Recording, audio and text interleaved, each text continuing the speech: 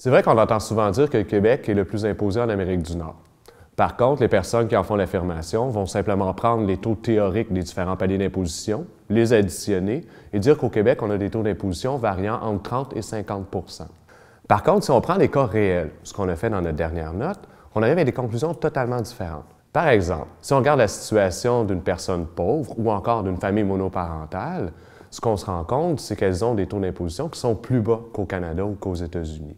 Si on regarde la situation pour une famille avec 2 enfants, ce qu'on se rend compte, encore une fois, c'est qu'elles ont des charges fiscales plus basses qu'aux États-Unis ou au Canada.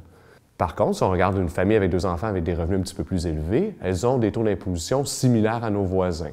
Il est vrai que pour certaines personnes, on parle ici des personnes seules ayant relativement des bons salaires et des couples sans enfants avec de bons salaires également, qu'elles ont des charges fiscales plus élevées en Amérique du Nord. Par contre, elles ne représentent pas la majorité. Donc, d'affirmer qu'on est les plus imposés en Amérique du Nord relève un petit peu plus du slogan politique que d'un reflet de la réalité. Ce sont quelques conclusions auxquelles on arrive dans la note qui est disponible sur notre site Web gratuitement.